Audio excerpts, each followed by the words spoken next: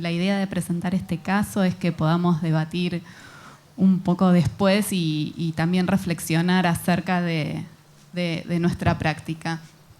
Les presento a E, que es una paciente, es una mujer de 58 años que concurre a la consulta derivada por su médico reumatólogo.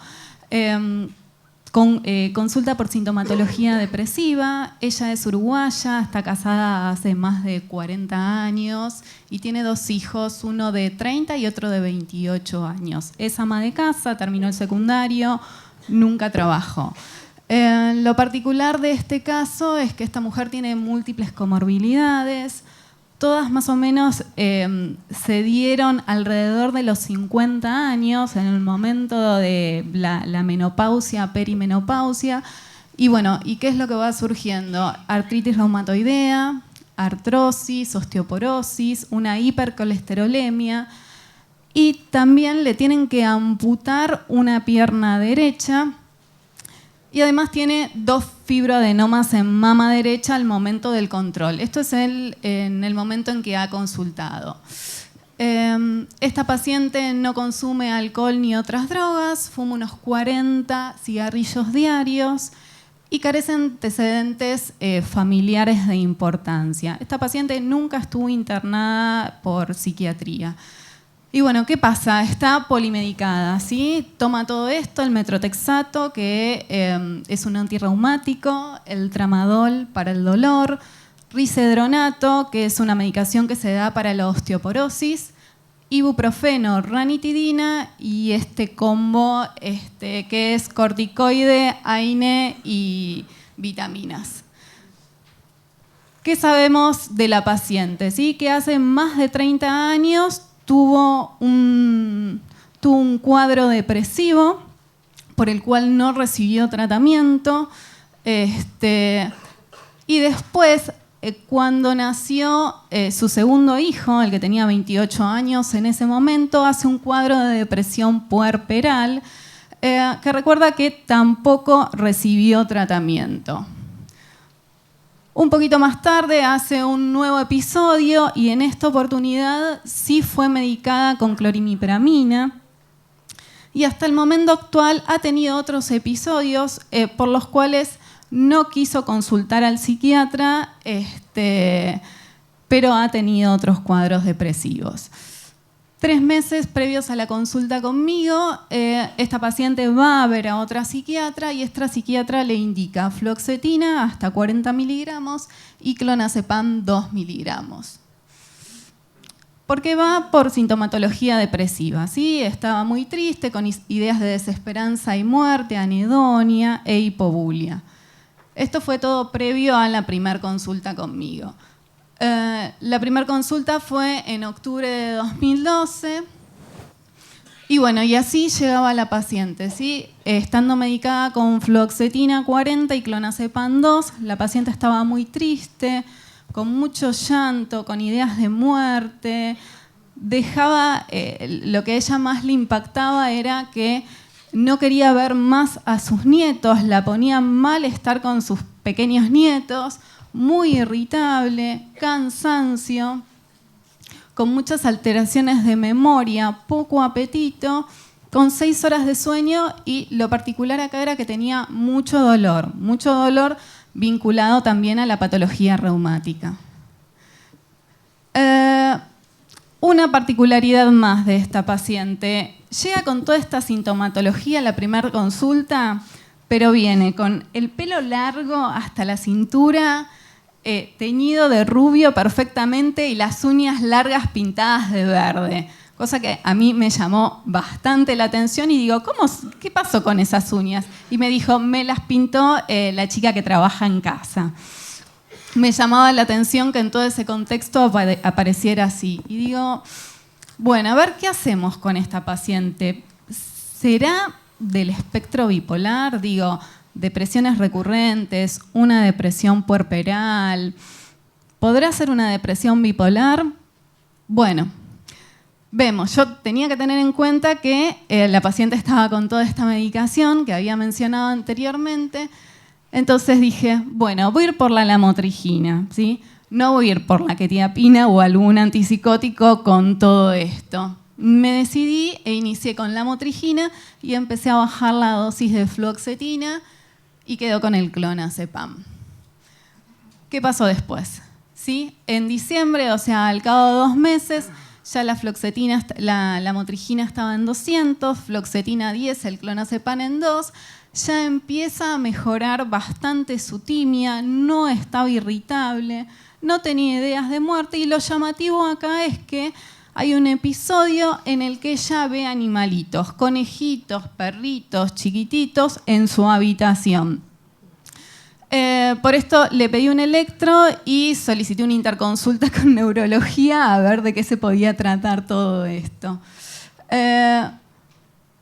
Poco después, sí, la verdad es que había una buena respuesta inicial, aún no estaba eutímica. Lo que a mí me llamaba la atención era el tema del apetito, que el apetito no había mejorado. Era una mujer muy alta y muy delgada, y su queja permanente era el dolor. Entonces, lo que decidí fue incorporar paroxetina al plan. Digo, a ver si por ahí le puedo aumentar también un poquito el apetito a esta paciente, y vemos qué pasa. Y bueno, y finalmente al cabo de un mes y pico más tarde, la paciente, ¿sí?, remiten los síntomas. La verdad es que ni ella ni el marido podían creer lo bien que se encontraba. El dolor estaba, pero ya no era un limitante. Y en mayo del 2013, a causa de su osteoporosis, se cae y tiene una fractura de cadera que requirió internación. Y acá en este momento la gente de interconsulta del sanatorio donde estaba internada decidió subirle la dosis de clonazepam. ¿Qué pasa después? Unos meses más tarde, la paciente en ese momento continuaba eutímica, ¿sí? Tiene algo que ella llama la crisis de artritis, ¿sí?, que de repente empieza muchísimo dolor y todo esto condiciona mucho su ánimo. Volvió nuevamente a deprimirse y acá la empecé a ver muy desprolija, cosa que no había visto en la primer consulta. Y toda esta sintomatología condiciona también la rehabilitación que tenía que hacer por esta fractura de cadera. Existe mucho dolor y abandona el tratamiento kinesiológico. Acá lo que decidí hacer es subir un poquitito la dosis de paroxetina. Ya estaba con clonazepam 4. Y bueno, y la esperé hasta septiembre de 2013 y la verdad es que aún no respondía. Entonces pensé en la opción de pasarla a algo más activador y dije, voy a ir por la venlafaxina. Y así es que empecé a titular la venlafaxina con la idea de sacar la paroxetina. Poco después, ¿sí?, ya estaba en 2.25 y la paciente estaba eutímica, con mucha queja de dolor, y comenzó a usar el bastón, que era algo que se resistía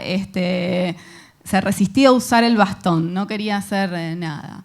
¿Qué pasó después?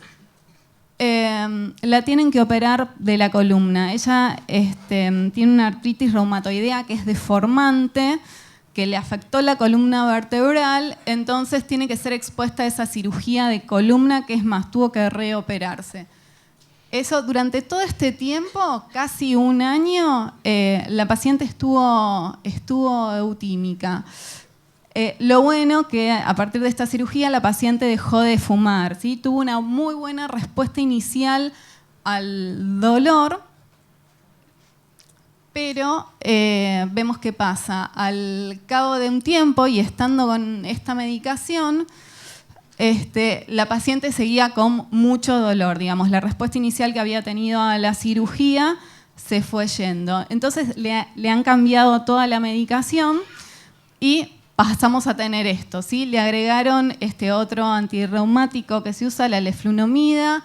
Le agregaron más corticoides, cambiaron ibuprofeno por diclofenac y le agregaron la pregabalina. Un poquito más tarde la mujer estaba muy angustiada por todos estos dolores, decían que eran como un limitante muy importante. Acá aparecían los calambres, se venía deteriorando bastante y había aumentado muchísimo de peso. En mayo, al cabo de unos meses, era marcado el deterioro clínico, ¿sí? Y decía esto: me duele, ya no tengo vida propia ni tampoco mi marido.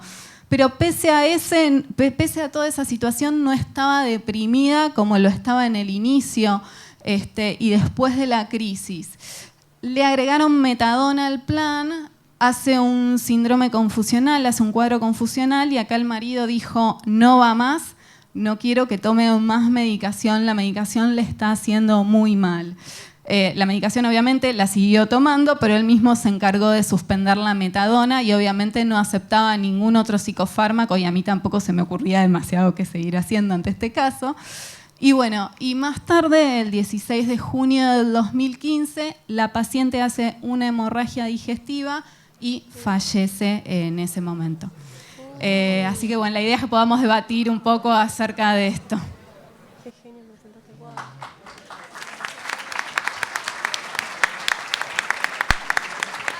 Cuando miré este caso tuve una idea extraña, porque pensé que este caso está, en cierto modo me hizo pensar en aquellos colegas que no quieren usar litio porque les parece que el litio es un poco complicado.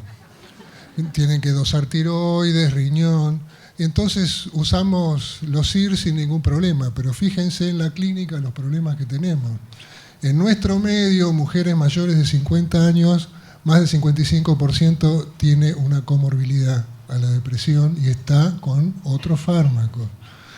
Si uno va, por suerte tenemos estos sitios de internet que por un lado está muy bien que estén y por otro lado nos obligan a sopesar cuidadosamente cada una de las cosas que aparecen. Fíjense que en este caso, si uno pone todos los medicamentos que tomaba al principio, aparecen 16 interacciones posibles, de las cuales incluso algunos dicen seria, use alternativa. Es decir, esta es una paciente que está sometida a varios riesgos. Miren todo lo que puede dar la farmacología en este caso. Por ejemplo, si la paciente está tomando risedronato, pero eso que se toma una vez por mes o que se toma cada tanto, es una formulación de acción prolongada que depende para su liberación prolongada de un pH básico. El pH básico es en el intestino. Si uno pone un pH básico en el estómago dando ranitidina, hace una absorción masiva de risedronato y eso trae toxicidad. Así que esperemos que esta paciente haya estado con una formulación un poco de acción inmediata. El metotrexato se elimina en un 90% por riñón. Los AINE, como el ibuprofeno y el piroxicam, estaba tomando dos, producen dos cuestiones: disminuyen el flujo sanguíneo renal y por otro lado inhiben el transporte del metotrexato por el transportador de aniones que lo elimina al túbulo renal. Por suerte en este caso hay que vigilar toxicidad, pero no debe ser muy importante porque el metotrexato en la artritis reumatoidea se usa a dosis más bajas que como droga oncológica, pero también es una cosa a tener en cuenta. Dejo para el final el tema de las hemorragias, ¿no? La leflunomida que se agregó en el segundo esquema terapéutico tiene toxicidad hepática y toxicidad sanguínea, y el metotrexato también. Es decir, que cuando uno está indicando estos medicamentos, el paciente tiene que estar seguido muy de cerca. Y digo esto especialmente porque en los pacientes severamente deprimidos, el que debe insistir para que se hagan los controles médicos es el psiquiatra. Ustedes seguramente, como yo, ven pacientes depresivos que lo único que hacen es venir al psiquiatra y el resto dejan de lado todo lo demás. Entonces es una cosa que uno tiene que tener en cuenta. En la segunda parte le dieron omeprazol. El omeprazol también inhibe el transportador de metotrexato y lo pone en riesgo de toxicidad. Voy al tramadol.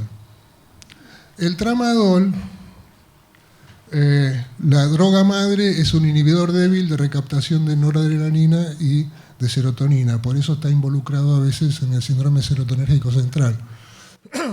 Pero es metabolizado por el citocromo 2D6 en ortodimetiltramadol y por otro citocromo, por el 3A4, si mal no recuerdo, en N-dimetiltramadol. El ortodimetiltramadol es el que es agonista mu-opiáceo. Es decir, que si uno da un inhibidor del 2D6, lo que hace es inhibir la conversión del tramadol a su droga activa. Y entonces el tramadol corre el riesgo de perder eficacia. No es una interacción muy frecuente, pero debe ser tenida en cuenta cuando no se consigue un control adecuado del dolor con el tramadol.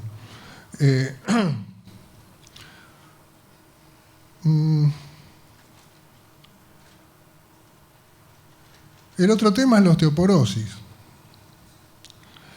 Los inhibidores selectivos de la recaptación de serotonina aumentan la osteoporosis. Esto es un tema que está debatido en los últimos tiempos, pero se tiene por cierto.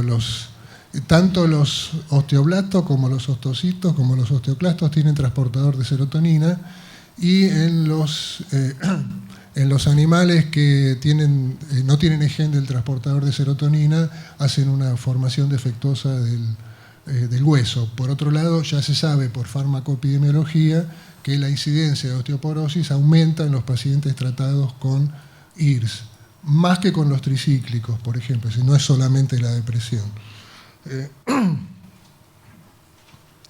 Pero también está con dexametasona, con corticoides. Los corticoides no solo inhiben la osteogénesis, sino que aumentan la vida útil de los osteoclastos y además disminuyen la absorción de calcio. Es decir, es otro medicamento que puede aumentar la osteoporosis. Y hay datos relativamente recientes, esto lo fui a buscar, que es que los inhibidores de la bomba de protones, como el omeprazol, inhiben la absorción de calcio también. Es decir, fíjense las cosas que uno tiene que tener en cuenta. Esto no es una crítica al tratamiento, porque uno tiene que siempre balancear riesgos de beneficios y ver, bueno, de qué manera uno se puede arreglar en esta selva para elegir el medicamento que dañe lo menos posible. Para colmo de males, los IRS aumentan la frecuencia de caídas. Entonces, la frecuencia de fracturas de cadera en pacientes tratados con IRS aumentan. En los tratados con benzodiazepinas también. O sea, esta es otra cosa que hay que tener en cuenta cuando uno utiliza un IRS en una persona que tiene osteoporosis. Uno puede pensar, bueno, le doy un tricíclico. Los tricíclicos producen hipotensión ortostática y la hipotensión ortostática produce caída. Pero bueno, uno puede dar el tricíclico que menos produce, que es la nortriptilina, que hay que recetarlo por preparado magistral porque no está en el mercado. Y en ese caso lo que tiene que tener en cuenta es que la nortriptilina aumenta el intervalo QT y la metadona también. Entonces hay que tener cuidado con la interacción con metadona o por lo menos corregir el QT. Así que fíjense si hay para entretenerse. Y ahora viene lo más interesante. Ustedes saben muy bien que los AINE lo que hacen es, por su acción sobre la COX, inhiben la producción de mucosa gástrica, lo cual expone a la mucosa gástrica no solo a todos los medicamentos que le damos, sino al jugo gástrico, y eso aumenta la incidencia de sangrado. Pero este aquí que además de aumentar la incidencia de sangrado, los AINE son inhibidores de la agregación plaquetaria. Y los IRS también son inhibidores de la agregación plaquetaria por su acción sobre la serotonina plaquetaria.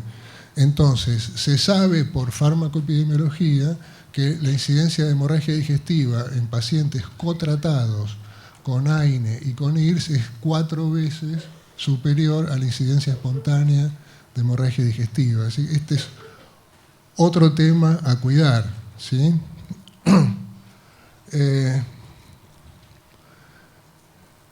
Yo creo que de todas las interacciones que aparecen, estas son las más importantes, son las cosas que uno tiene que tener en cuenta. Obviamente, si yo no tengo todo esto en la cabeza, es decir, uno tiene que ir, tenemos internet, podemos mirar esto. No sirve solamente mirarlo, porque acá ustedes dicen ranitidina, ibuprofeno más metotrexato, seria, peligrosa, eso es en pacientes oncológicos. En estos pacientes lo que uno tiene que saber es estar atento a que aparezcan síntomas de toxicidad. Por eso, contra mi costumbre, al comentar un caso no hay que presentar diapositivas, pero justamente porque lo que surge acá es el tema de interacciones, es bueno recordar que hay que tener ciertos principios para utilizar medicamentos en pacientes polimedicados. Uno de ellos es que no usar drogas que tienen muchas dianas terapéuticas, ejemplo, amitriptilina, H1, alfa-1, bloqueante de los canales rápidos de sodio, inhibidor de recaptación de serotonina, de noradrenalina, son muchos mecanismos de acción y muchas posibilidades de interacción.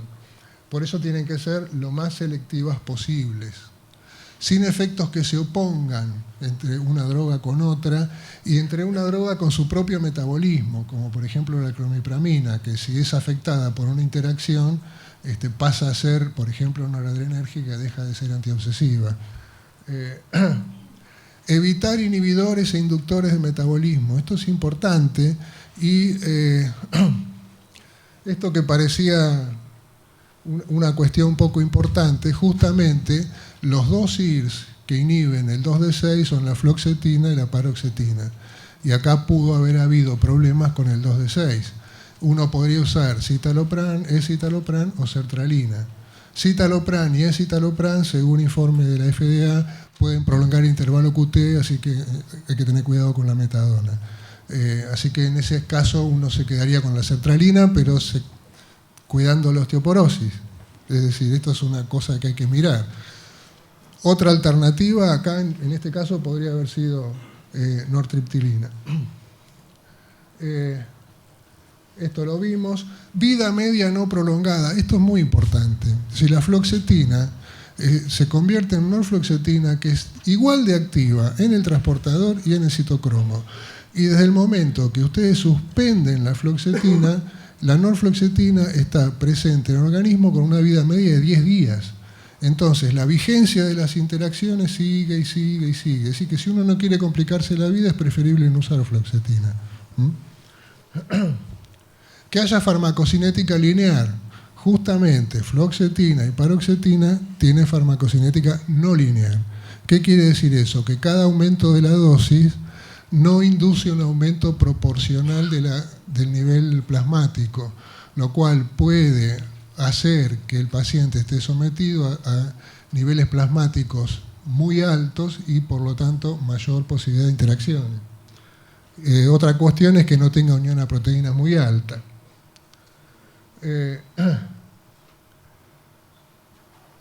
Esto está tomado de un libro del capítulo que nosotros hicimos, pues nosotros, Aramos dijo Mosquito porque yo no lo escribí, pero es un libro que hicieron los integrantes del capítulo, que es justamente sobre polifarmacia en psiquiatría. Además de todas estas cosas que vimos, por supuesto, informar al paciente que nos tenga al tanto de todo tipo de síntomas raros que no entienda, usar la lógica más que la memoria, porque uno no puede tener en la cabeza todo. Entonces, si uno sabe que una droga inhibe a un citocromo y sabe que otra droga es sustrato de ese citocromo, uno ahí tiene que cuidar la interacción. Monitorear efectos adversos y además usar lo menos posible drogas de estrecho margen terapéutico, porque si son sujetas a interacciones pueden entrar en toxicidad o en falta de eficacia. Y por supuesto lo más práctico es manejarse con un listado acotado de fármacos que nosotros conozcamos lo más posible. Bueno, suficiente por ahora.